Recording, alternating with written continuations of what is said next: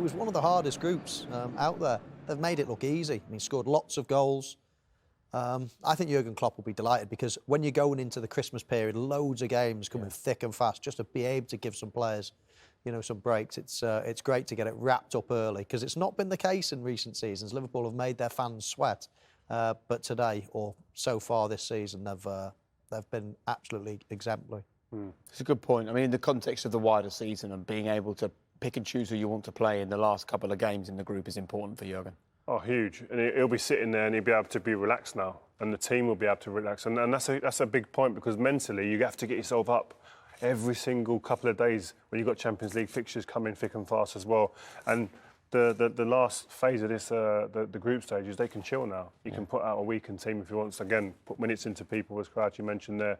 It's a great position to be. It's the dream position to be at this stage. It's a shame it petered out there, wasn't it? After sort of half an hour or so, we were thinking, here we go. This is it was, but that's football. Absolutely. I'll tell you what else is football at the moment. Liverpool winning games of football, unbeaten in 25 consecutive matches. This is what tonight's result means for their group in the Champions League. And it's interesting, actually, every single team on there can still qualify. Porto, Atletico Madrid, AC Milan can all still make it through. And actually, for Atletico, it's still in their hands. If they can just win their final two group games, they will join Liverpool in qualifying. But Liverpool, job done already. Not only that, they have won the group with 2 games to spare. They welcome Porto to Anfield up next for them. As we've talked about so often over the last few weeks, it was the wing-backs, full-backs. The last couple of nights, they've dominated the conversation after the game.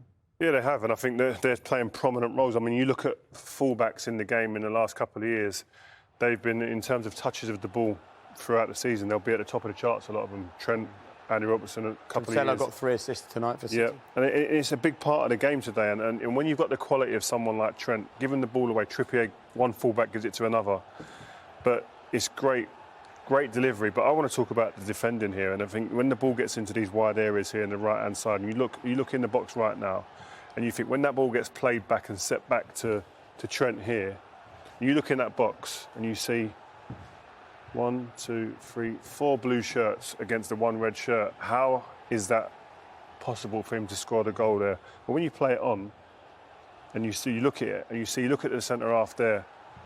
He had a torrid centre half in the middle. He got sent off. He was at fault, played a part in both of the goals, but he never at any point attaches himself to Jota.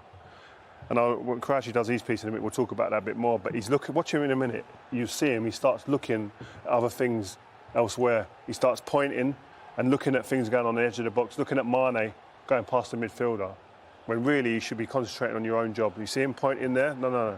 That split second gives Jota that chance, but also when the ball's that good, it is very difficult to defend.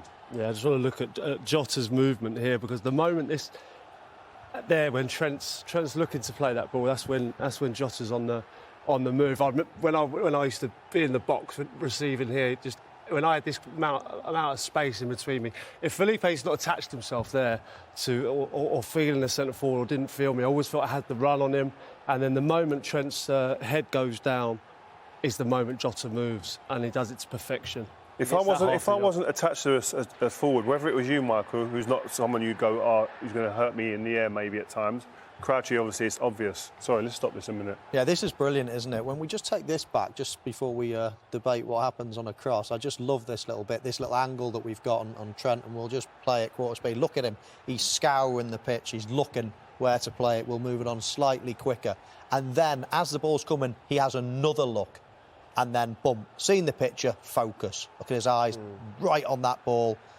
And that's bang, what you say there. That's when Jota's moving is the moment his head goes down to strike the ball. He's on the move, getting a mark on the defender, and that's why it's in the back of the net. You pick your players as well, Jake. I mean, when the ball's coming back, I'm sure Crouchy would have done the same. You know the players that are capable of that. You know what they're thinking, and that's the beauty of having, teammates that you know well. As soon as they get the ball, I had it with Steven Gerrard, was probably the one person in my career, if I had to say one player that I knew what he was thinking and he knew what I was thinking, it was him. As soon as he got the ball, it was just almost telepathic. And with Trent, you just know he's going to hit it in first time. It must be an absolute dream to be in the box. You'd love to have played with him, wouldn't you? I think the point we were talking about before, as a defender in the box, I'm in panic stations if I can't feel you at some point. As soon as the ball goes wide and I know that the player on the ball's head goes down to deliver, if I can't feel anybody, I'm in turmoil at that point, especially against someone like yourself, Crouchy, who's got obviously good movement. But if I got a couple of yards against that, you'd always back yourself. Yeah, and exactly. Jota's good in the air as well.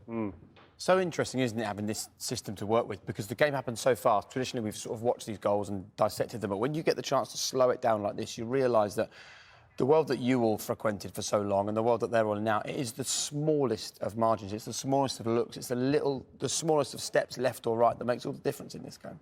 It does, yeah. I mean, moving away from Rio, mentioned it there, he feels comfort. If he can see me, touch me or whatever it might be. And I'm exactly the opposite to him. I'm trying to get where I can see his number, where he's thinking, oh, where's he gone? Where's he gone? And as soon as he starts looking for me, bump, I'm in front of him again. But I've got the momentum. Well, it's cat and mouse. All the time, it's cat and mouse. you remember in training, when we used to be in training, and you used to play no offsides in training sometimes. And it was good for a defender because you had to play with someone like Michael, especially, would cheat and stand offside the whole time. Ruud van Nistelrooy the same. But it made you to have to just look over your shoulders. And for a defender, one of the key parts of it is while the game's going on over there, is to be able to take your eyes off the game, see and look where people are, go back, take a picture, come back to the game again. And you've got to keep doing that to understand where people are. And that little offside that you started to scream at, didn't I? Yeah. And half the time, I mean, it is all cat and mouse. Half the time, I'm very aware something could happen in half a second. But I know he's about to look for me, and I can act all sort of nothing's going to happen. Really, I'm just about to pounce.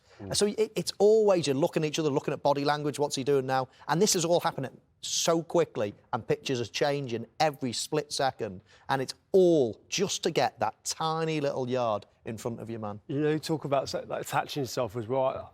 Gary Neville was really good at it because obviously my advantage is my height, right? So if I've got a run on Rio, I'd back myself to win in the air. But Gary Neville, if he attaches me, you know, if he can feel me, he can pin me, he can hold me down without the ref seeing, and I lose my advantage completely. And he, potentially he can win the header. If I've got a yard or two on anyone, I'd back myself to win that header. It's all about just gaining that little advantage. And with that contact as a defender, sometimes you don't even necessarily want to win the ball. You just want to put them off. All I want to do is make Crouchy think, how can I get free? The moment he feels free and loose and being able to run and get across me or above me, he's winning. But the moment I just stand and put him off with one little nudge like that, he's got to readjust, and then all of a sudden the ball's gone too quick and the play's gone out of play. Well, should we have a look then how Mane got himself free for the second goal? Well, he did unbelievably well. How he managed to wriggle out of this position. I mean, he had so many players around him, but as Rio said at half-time, he's got so much strength, low centre of gravity, he's got loads of speed as well. You know, he's got a trick in the book. I mean, he must be a nightmare for a defender to play against. I mean, it's a bit scrappy, the way it bobbles eventually to Trent. And I'm not sure that he meant that cross. I mean, you saw before on the slow-mo, we saw Trent lifting his head again. But that time, he was very much touch, head down, hit it. So I thought he probably was having a shot there. But you just see here the strength of him. He was a real handful in that first half. But I did think Jurgen Klopp did the right thing by bringing him off, because the last thing you want to do is go down to 10 men when you've already got an advantage. You see there, he never lifts his head once, Trent. I think that's a cross. I mean a shot. A cross shot. Cross shot. I'm going to say shot, unfortunately. He'll still get the assist, it don't matter. Yeah, he will do, he's not bothered.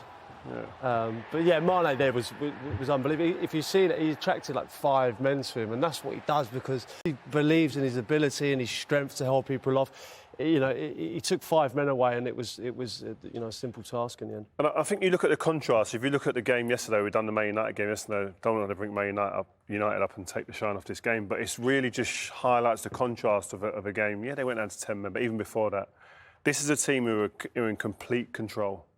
They're in control of every situation that's going on.